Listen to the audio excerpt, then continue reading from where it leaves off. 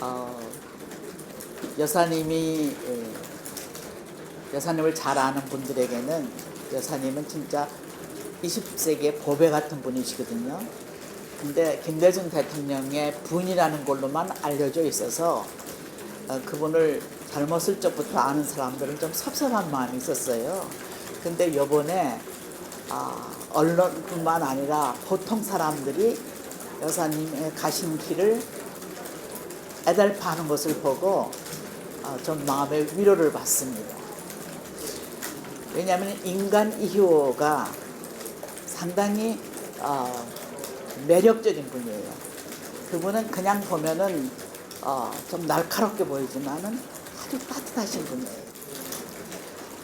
나는 그분을 언제부터 알게 되는가 하면은 1958년부터 알게 됩니다.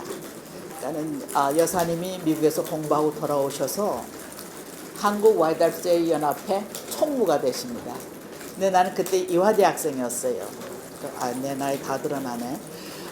이화대학생인데 내가 YWCA 운동에 아주 열성적이어서 내가 이대와의 회장할 적에 이대와의 학생이 한 1000명 정도가 회원이랬던 사실은 놀라운 사실이지. 아무튼 그렇게 열심히 했기 때문에 명동와에 가서 이호 여사님을 종종 뵀습니다. 근데 그분은 그때 외국에서 유학하고 오셔가지고는 아주 날씬하고 본래 날씬하시고 그리고 그 지성미가 철철 흐르는 그런 분이셨어요. 그때부터 저는 이호 여사님을 좋아하고 반했죠. 근데 우리를 놀라게 한 건 뭐냐? 이호 여사님의 그 해안과 결단에 대해서 놀라는 거예요. 한 번은 와에 왔는데 와에 이사들이 모여 앉아가지고 뭐 훌쩍거리는 분도 계시고 대단히 아무튼 슬픈 표정들이세요. 그래서 제가 물었어요. 웬일이세요? 그랬더니 희호가 이분들이 다 어른이어서 이 희호 총무들은 그냥 희호야 이럽니다. 희호가 글쎄 시집을 가게 된다 이러시는 거예요. 그래서 제가 아니 올드미스가 시집 간다 그러면 환영을 하셔야지 왜들 이렇게 슬퍼하세요. 왜냐면 그때 1922년에 나셨으니까는 1962년이면 40세예요. 그 올드미스잖아요. 지금은 올드미스란 말 안 하지만 그 시절에는 올드미스란 말이 유행하던 시절이거든요. 그래서 올드미스가 결혼하신다는데 왜들 이렇게 섭섭해하세요? 그랬더니 말도 말아라. 청각도 아니고 또 아이도 둘이 있고 그리고 희연은 외국 가서 공부까지 하지 않았냐. 근데 이분은 외국은 고사하고 한국에서도 제대로 공부를 안 했고 그리고 경제력도 없단다. 집도 한 칸 없대. 그리고 아무튼 그냥 이분들이 너무너무 희호가 아까우신 거예요. 그래서 제가 그러면 이 희호 청문은 뭐라고 그랬어요? 그랬더니 이 희호의 말이 더 기가 차다 그러세요. 그래서 어떻게 기가 차세요? 그랬더니 이 희호 총무께서 나는 그분을 사랑하고 그분을 존경하고 그분의 큰 꿈을 도와드리고 싶다. 그래서 이루고 싶다. 그래서 우리가 지금 할 말이 없는 거라는 거예요. 근데 그때 나는 이희호 총무를 아주 좋아하던 처지니까는 이희호 총무께서 그렇게 얘기하셨다 그러면은 일리가 있으니까 그렇게 얘기하셨을 거 아니에요. 그래서 그렇다면은 뭐라고 말할 수가 없네요. 그게 이제 그분들이 결혼하는 스토리예요. 하늘이 맺어줬다고 생각을 해요. 그리고 이호 여사님이 그렇게 꼬리치고 다니는 그런 성격의 소질이 아니거든요. 근데 대통령님께 반한 거예요. 나는 추도사를 써야 되는데 앉아서 이제 명상을 했어요. 그러니까 이 장면이 떠오르는데 제가 이호 여사님이 여성운동가, 또 사회운동가, 인권운동가, 위치가 당당하죠. 근데 그 위치를 영부인이 됐기 때문에 크게 발전 못 시켰다고 섭섭해하는 사람들이 있어요. 근데 나는 그렇게 생각을 안 해요. 여사님께서 김대중이라는 청년을 딱 만나가지고 우선 사랑하고 존경하고 가장 중요한 게 뭔가 하면 그 꿈에 반한 거예요. 꿈에 반해서 나는 그 꿈을 함께 이루고 싶다고 생각한 거예요. 그거는 모험이고 결단입니다. 거기에 이효 여사의 그 뛰어난 탁견이라고 그럴까? 결단이 있었던 거예요. 그래서 그분들이 결혼을 하십니다. 그렇게 결혼하셨기 때문에 이효 여사님께서 결혼을 안 하셨어도 상당한 일을 하셨을 거예요.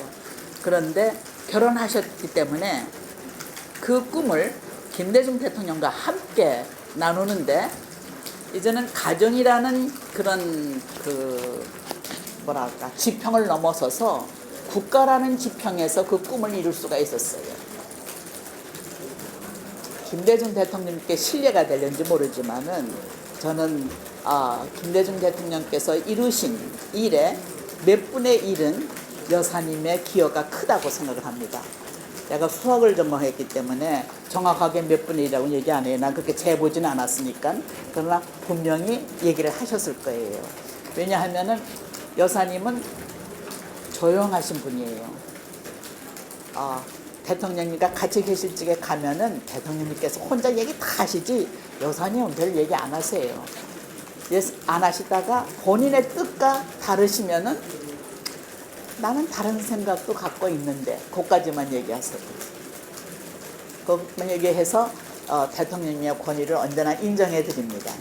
그럼에도 불구하고 여사님은 하고 싶은 거 다 하시는 거예요. 김 대통령 시절에 여성부가 생기거든요. 여성부가 아마 다른 나라에도 있나 모르겠어요. 이거는 여사님의 주장으로 생겼다고 저는 믿습니다. 그런 근거도 있고요. 여사님은 여성의 인권이 제대로 인정받지 못하고 평가받지 못하는 것에 대해서 엄청나게 분노하십니다. 그래서 제가 대학 시절에 YWCA 총무하시면서 축적한 정치인 축출하는 운동을 일으키셨습니다. 그때는 남자들이 와이프가 둘 있는 사람도 있었어요. 그래서 축적한 정치인은 축출하자. 이거 봐, 모르지. 시대가 바뀌어가지고. 축적. 한 정치인은 축출하자. 그래서 우리들이 축축이야, 축축 이러고 얘기했었습니다. 그때는 이게 지금 몇십 년 전이에요. 그러니까는 내가 대학을 졸업하던 시절인데 내가 지금 몇 학년인데 그러니까는 한참 전이죠. 한 50몇 년 전이니까 반세기 전 얘기예요. 근데 그때는 사회가 그런 걸 다 용인하던 그런 분위기였는데 여사님께서 과감하게 그런 슬로건을 내셨습니다. 그때는 그 여권운동, 사회사업운동에 누가 앞장서 계셨는가 하면 이태영 여사, 김정래 여사 이런 분들이 계셨습니다. 거기에 비해서 이효 여사님은 조금 젊으십니다. 그러나 행동파는 이효 여사님이셨습니다. 여사님께서 이렇게 착 보면은 좀 차가워 보이세요. 근데 얘기는 참 부드럽게 하십니다. 근데 부드러워서 약한 게 아니라 매우 끈질기게 하십니다. 일이 될 때까지 하십니다. 그분이 많은 일을 하셨는데 나는 그분의 일을 존경하는 게 뭔가 하면은 사람을 사랑하는 일을 그렇게 하세요. 그냥 뭐 큰 조직을 만들어서 내가 뭐 이사장 되고 명예총재 되고 뭐 되고 뭐 그런 게 관심 있는 게 아니라 구체적으로 실질적으로 일이 이루어지느냐 거기에 관심이 있으세요. 그래서 어느 날 제가 동교동으로 인사를 갔어요. 이게 아마 연초였을 것 같아요. 갔더니 앉으셔서 뜨개질을 하고 계세요. 그래서 여사님 그 뜨개질은 뭐예요? 그랬더니 내가 북한에 있는 아이들에게 주려고 지금 장갑을 뜨고 있어. 그러시는 거예요. 그래서 여사님 그걸 그렇게 앉아서 뜨셔가지고는 그 장갑 몇 개나 뜨시겠어요. 그래가지고 어디 역사가 바뀌겠어요. 그리고 내가 맹랑한 소리를 했어요. 그랬더니 여사님이 삐끗이 웃으시더니 내가 이걸 이렇게 뜨는 줄 알면은 보이지 않는 사람들이 또 다 같이 뜨기 시작해서 장갑이 늘어나. 그래서 지난번에도 몇 박스를 보냈나 몰라.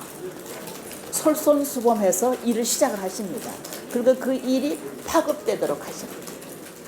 그래서 아주 조용히 광고하지 않고 여사님께서 마지막에 하신 게 사랑의 친구들이에요. 뭐 마지막이라고 할 수는 없지만은 아무튼 사랑의 친구들이라는 조직을 만드셔서 이제 연초되면은 떡국을 나눠 먹는 일도 하고 그러시는데 제가 사랑의 친구들이라는 얘기는 우리가 사랑의 친구들이에요. 우리에게 도움을 받는 사람이 사랑의 친구들이에요. 그 제가 따졌어요. 그랬더니 웃으시더니 두 가지 다 되죠. 우리는 사랑의 친구들을 위해서 수고를 하고 우리의 마음을 나누고 동시에 우리 스스로가 사랑의 친구들로 확장되어 가는 것입니다. 이런 얘기 하시는 거예요. 철학적이잖아요. 우리는 누굴 그냥 돕는다고만 생각하는데 여사님은 사랑의 친구들을 도와주고 그리고 우리가 사랑의 친구들로 성장하는 거예요. 그런 심오하다면 심오한 철학적인 의미를 담고 있습니다. 그래서 저는 여사님이 눈 감으시기 전에 유언하시기를 서로 사랑과 평화를 위해서 화평하면서 잘 사세요 그러셨다는 거예요. 그리고 하늘나라에 가서 그걸 위해서 기도하시겠다는 거예요. 나는 그리라고 믿습니다. 왜냐하면 여사님이 김대중 대통령께서 사형수가 됐을 적에 여사님은 주일학교 선생님도 하셨고 장로님이셨거든요. 뭘 하셨겠어요? 기도하셨잖아요. 그래서 누가 물었어요. 여사님 뭘 하셨어요? 그랬더니 기도했지요. 아주 밤을 지새고 기도했지요. 나는 직접 듣진 않았지만 밤을 지새고 기도하다가 기절까지 하셨다고 그래요. 근데 그러고 나서 하시는 말씀이 저는 별로 염려하지 않아요. 이루어질 일이면 이루어질 테니까요. 조용히 기도하며 기다릴 뿐입니다. 그런 측면이 여사님에게 있습니다. 근데 이제 그런 측면이 가까운 분들에게는 알려져 있지만은 대통령의 영부인 그러면 그런 잘 모르잖아요. 그래서 요번에 이렇게 장례식을 맞아 가지고 여사님의 얘기를 좀 소소한 이야기를 나눌 수 있는 것이 참 제게는 보람입니다. 2000년에 그 대통령께서 북한에 가셨을 적에 저도 가게 됐어요. 갑자기 저한테 연락이 왔어요. 교육부에서. 그래서 북한에 가자고. 근데 그때 북한에 가고 싶은 사람 많았거든요. 그래서 왜 제가 갑니까? 제가 무슨 북한 관계 일을 한 것도 없는데 그랬더니 여사님께서 어떻게 다 남자들만 가고 여자는 하나도 안 가냐. 여자를 하나를 더 데려가자. 그래서 갑자기 내가 뽑힌 거예요. 갔는데 여사님은 가셔서 김정일 위원장하고 얘기하는 게 아니라 주로 어린이들 교육장소 거기를 도우셨고 병원도 도우시고 근데 그 북한 어린이들 아주 예쁘게 차려입고 나서 뭐 재롱을 부리죠. 근데 우리가 봐도 조금 애처로운 데가 있어요. 그 연습을 너무 많이 하느라고. 좀 가셔서 다 손을 잡아주시는 거야. 연습하느라고 애썼지? 그런 그 아주 따스한 측면이 있습니다. 제가 여러분들 제가 이화대학 총장한 건 아시죠? 모른다면 제가 섭섭해할 거예요. 근데 이제 하도 오래된 일이라 모르시는 분들이 많은데 제가 이제 이번에 신문에 난 여사님의 이력을 보면서 하나 틀렸네 그렇게 생각을 했습니다. 여사님이 이제 영부인이 되신 다음에 저를 어서 만나게 됐어요. 그때 만나더니 장 청장, 내가 좀 속상한 게 있어 그러시는 거예요. 그래서 뭐가 속상하세요? 그랬더니 내가 이화대학을 다녔거든. 내가 이화대학을 2년을 다녔는데 그게 8.15 직전이에요. 그 1944년. 그때 일제가 이화대학을 문을 닫게 해요. 그리고 1년제로 만들어요. 그래서 하여튼 그 당시에 재적하던 학생들을 다 졸업시켜버려요. 그래서 그때 졸업을 하셨대요. 2년만 다니고 졸업을 하셨어요. 그래서 해방된 다음에 1946년에 서울대 가서 다시 사범대학에서 공부를 하시는 거예요. 근데 사람들이 서울 4대 출신이라고 그러지 2대 출신이라고 안 그런다는 거예요. 근데 나는 이화여고 나오고 이화대학을 2년을 다녔는데 그 학력이 언제나 생략이 된다는 거예요. 그래서 당신 총장 됐으니까는 내 학력 좀 찾아달래요. 그래서 선생님, 그럼 그때 학교를 떠나실 적에 뭐 받은 게 있어야 돼? 아무것도 안 받고 갑자기 그냥 오늘로 끝이다. 왜냐하면은 일제가 학교 문을 닫으려고 할 뿐만 아니라 학생들이 학교에 더 이렇게 지체하면은 정신대니 뭐 이런 데를 끌려갈까봐 선생님들이 빨리 집으로 돌아가가지고 시집을 가든가 어디 가서 숨으라고 그래서 다 피난 갔다는 거예요. 그래서 다 흩어졌대요. 그래서 아무것도 없다는 거예요. 근데 그러면은 학교에 가서 학적부를 보니까 저 그때 1944년에 학적부가 없어요, 이화대학에. 그래서 선생님께 다시 전화를 드리고 선생님 때 같이 학교를 다니신 분들이 계십니까? 그랬더니 나 이제 성함은 잊었는데 어느 여고에 교장도 계시고 꼭 몇 분 계세요. 그래서 내가 총장 공간에 그분들을 다 모셨어요. 모셔가지고 그랬더니 뭐 되게 행복해 하시죠. 우선 친구가 영부인이 됐을 뿐만 아니라 모교에서 총장이 총장 공간에서 식사를 주신다 그러니까는 아주 기쁘게 오셨어요. 오셔서 이제 다 돌아가면서 얘기하라고 오셨어요.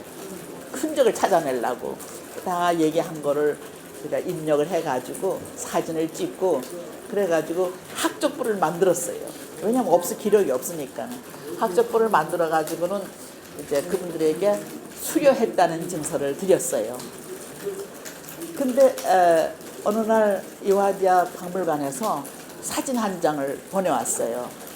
이게 가장 오래된 사진인데 일제시대 나온 사진인데 혹 여기에 그분들이 있는가 좀 찾아봐 달래. 근데 이호 여사님이 좀 얼굴이 뾰족한 데가 있잖아요. 코도 오뚝하고.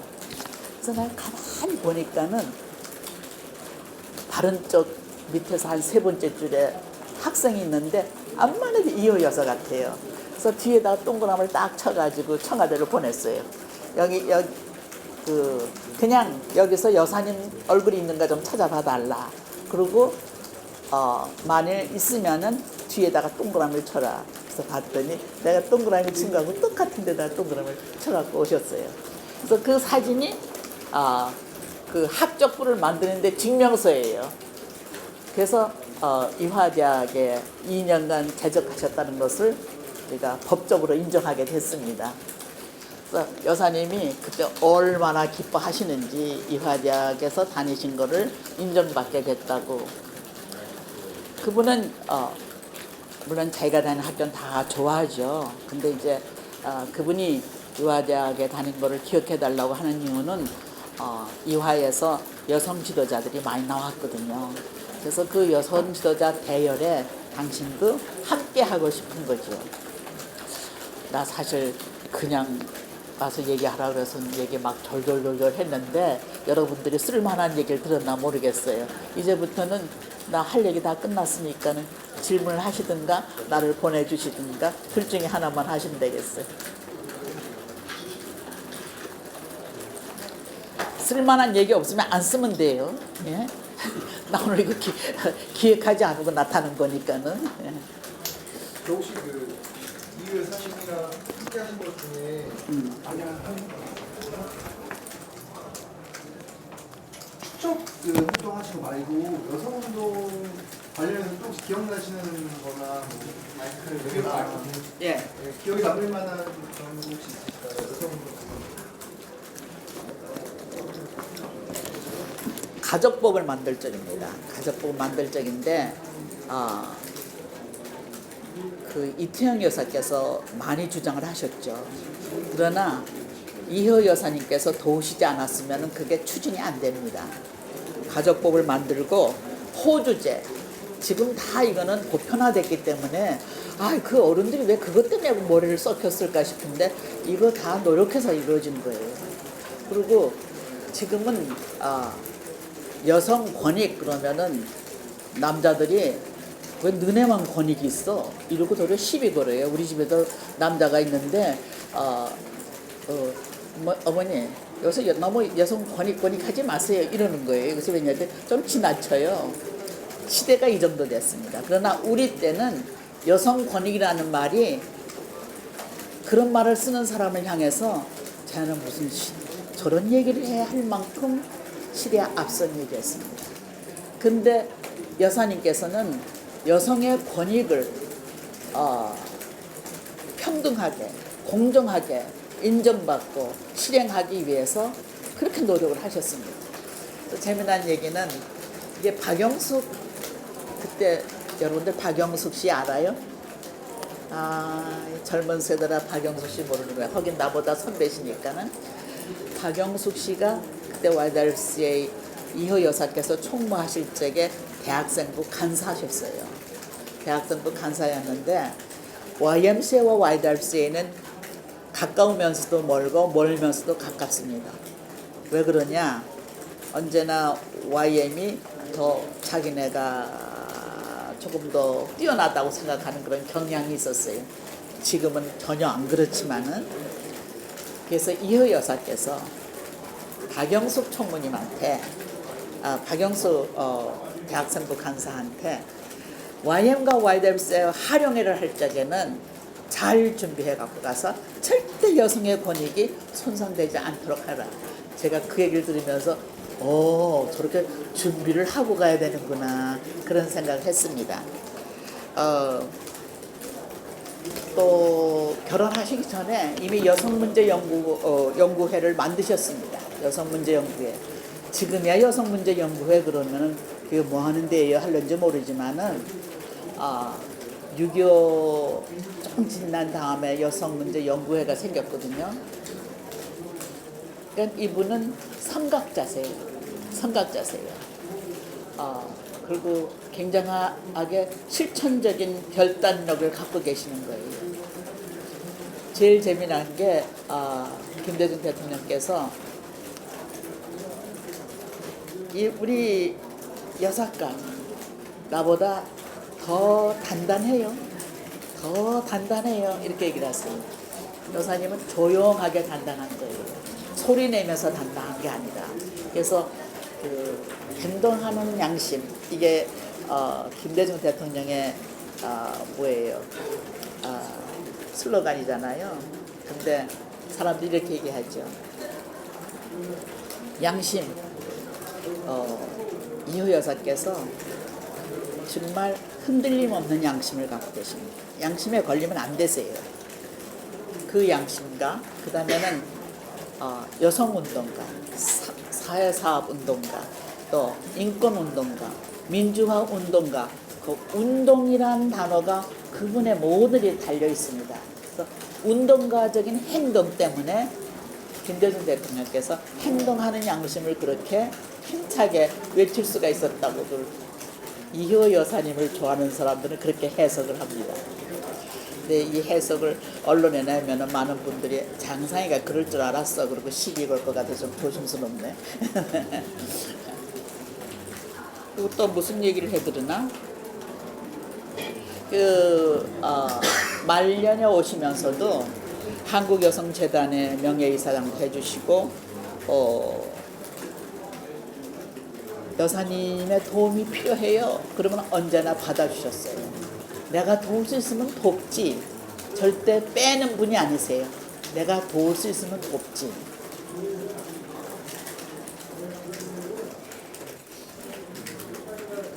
수소 없이 얘기해서 내가 무슨 잘못된 얘기를 안 했나 약간 마음에 걸리는데 김정영 대변인님 내가 뭐 잘못된 얘기 안 했어요? 더 계셔야 질문이 나오거든요. 아 그래요? 좀 편하게 아 그렇게 하세요. 질문들 하세요 그러면은. 14일에 예. 충원에서 그 가족분들이 뭐 기자회견이나 연결식 같은 거 진행을 할까요? 14일에 예. 그거는 프로그램에 관계된 거니까 김성재 위원장이 아실 것 같은데 그냥 내가 아는 건 여기서 6시에 출발해가지고 여기서 발인하고 7시 반에 창천교에서 예배를 드리고 그 다음에 동교동 사저를 들려가지고 그리고 현충원으로 간다는 것까지만 아는데 현충원에 가서 진짜 장례를 할 적에는 그때 기자회견이 있을 것인가? 그건 잘 모르겠네요. 네.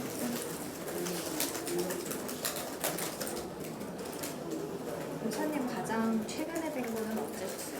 목사님 의식이 있으셨을 때? 예, 내가 병원에 인사를 가려고 동교동에다가 전화를 했더니 비서가 지금 좀 편찮으세요. 천천히 오세요 그러는 거예요. 그래서 좀 편찮으시구나 그랬는데 얼마 있다 보니까 신문에 입원하셨다고 돼 있어요. 그래서 내가 이거 진짜 아프신가 보다. 그래서 돌아가시기 한 일주일 전 열흘 전쯤에 병원으로 왔어요. 왔는데 여사님이 알아보시는 거 있죠. 나는 아주 행복한데 장 총장 왔느냐고. 또 아주 여사님이 아주 예쁘게 웃으세요. 예쁘게 웃으시면서 그래서 인사를 나누고 함께 그 찬송가도 부르고 기도도 하고 그랬어요. 내가 그걸 갖고 이런 일이 있은 다음에 친구들한테 나는 가서 여사님을 만나고 왔다. 그랬더니 너만 갔느냐고 또 가자고. 근데 그때 이거 계셔서 못했어요. 그러니까는 지금부터 한 열흘 전, 한 일주일 전에 봤어요. 아주 편안하게 계시더라고요.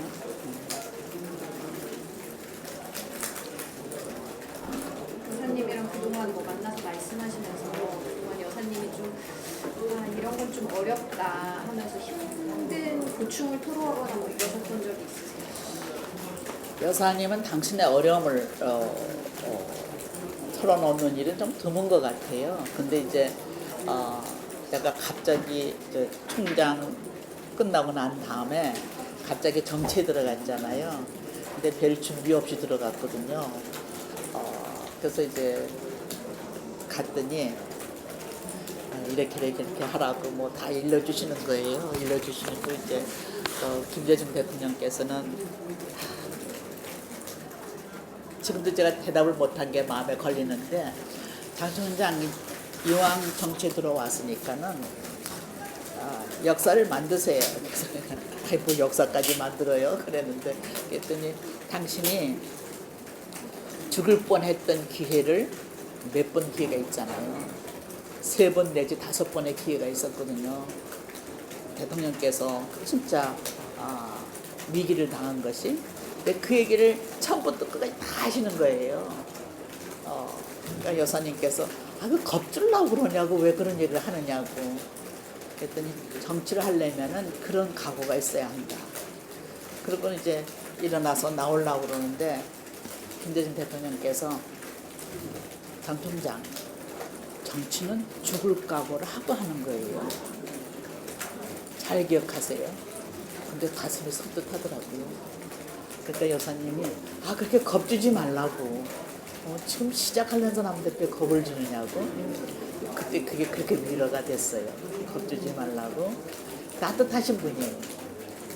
대통령께서는 선이 굵고 그 길로 나가시는 분인데 여사님은 거기서 적절한 선에서 위로하고 안아주고 그리고 보완하시고 그런 측면이 있어요. 의원으로 그 민족평화팀을 양성하신다고 하시잖아요. 예. 문재인 대통령하고 김정은 만났을 때 좀 어떤 얘기 혹시 하신 게 있는지. 최근에 그 남북 지난번 작년 9월에 갔을 적에 작년 9월 참 한참 된 것 같네요. 작년 9월에 갔을 적에 북한이 많이 변했어요. 북한이 많이 변했어요. 저는 북한을 3번 갔는데 이건 이제 여사님 얘기가 아니고 내 얘기가 되는 것 같아서 제가 짧게 할 거예요. 2000년에 이제 김대중 대통령께서 가실 적에 제가 여성 대표로 이제 가게 됐고, 그다음에 또 2015년에는 제가 세계교회협의회 공동회장이에요. 그래서 세계교회협의회의 그 델리게이트라고 같이 갔어요. 이번에 작년 9월에 이제 문 대통령하고 세계교회협의회 회장 자격으로, 공동회장 자격으로 같이 갔습니다. 근데 가서 느낀 게 뭐냐, 그렇게 북한이 변했어요.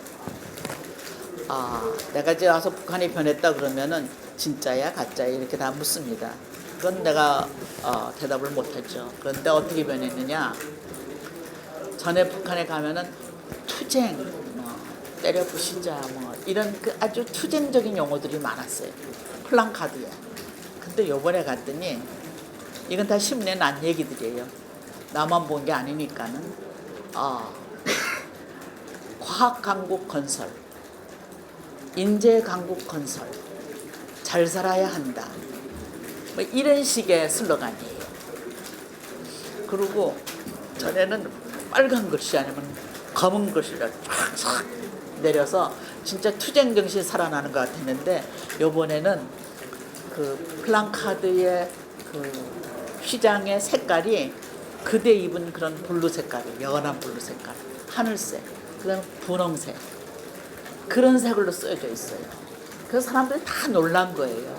그리고 거기에 과학강국 건설, 인재강국 건설, 잘 살아야 한다, 이런 식으로 써 있어요. 그래서 북한이 적어도 변하려고 노력한다는 걸 의식할 수가 있었습니다. 그다음에는 삶의 수준이라 그럴까, 그런 게 많이 바뀌었어요. 2015년에 갔을 적만 하더라도 바깥에 나간다는 거에 대해서 허락을 안 했는데, 이번에는 대통령님 모시고 갔으니까는 나갈 새도 없었지만은 그런 거에 대해서 좀 그 여유를 갖고 있더라고요. 그리고 분위기 전체가 조금 너그러워졌어요. 여사님은 그런 거에 대해서 좀 어떤 언급하신 게 있으세요? 최근 거기 갔다 온 다음에 여사님하고는 얘기를 안 했고, 여사님은 그 역사를 멀리 보시는 그런 해안을 갖고 계세요. 나는 김대중 대통령님을 신랑으로 맞은 것도 해안이라고 생각해요. 아니, 미국에 가서 유학을 그렇게 하시고 모든 조건이 안 맞죠. 근데 나는 그 꿈을 도와주고 싶어서라고 딱 결단하신 거군요. 그러니까 해안이 있으신 거예요. 근데 이 김대중 대통령께서 남북관계의 틀을 만드셨잖아요. 만드셨는데 거기에 이호 여사의 아이디어와 지혜가 함께 했다고 생각을 하죠. 그래서 이호 여사께서 북한의 어린이들에게 가능한 한 도와주시려고 노력을 하셨어요. 그러니까 장갑을 뜨고 계시죠. 이거 보내야겠다고. 구체적으로 도와주셨죠.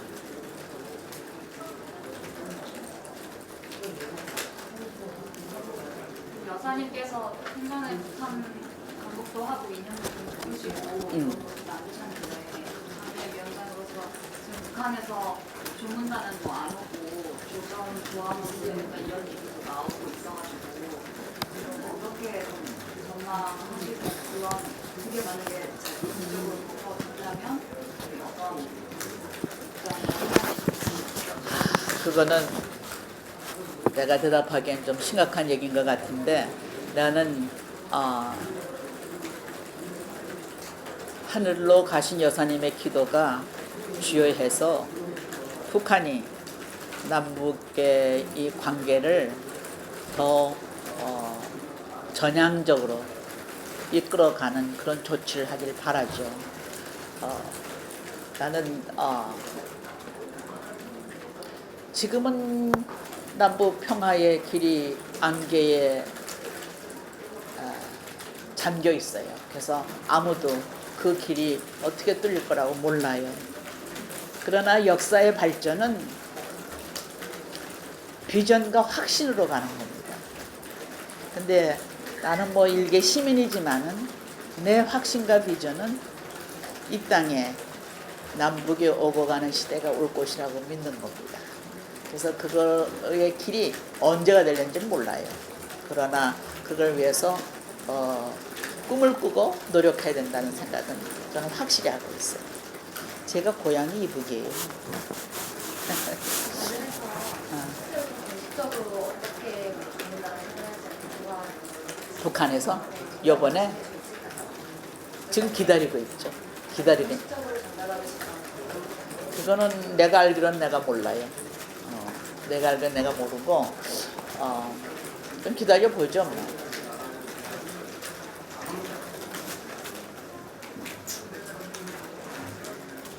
또 질문 하시는 분 계세요? 이제 뭐 더 나올 것도 없고 쓸 것도 없으실 것 같은데. 이상 마치겠습니다. 예. 이유 여사님께서 마지막 공생사 제가 알기로 그 미투 운동 관련해서 좀 얘기를 하신 걸로 미투 운동에 대해서 이제 했더니 더 당당하게 하세요. 더 당당하게. 여성들이 위축될 수가 있거든. 요즘은 안 위축되지만은 근데 더 당당하게 했으면 좋겠어요. 이렇게 말씀하셨대요. 이건 내가 직접 들은 건 아니에요. 예.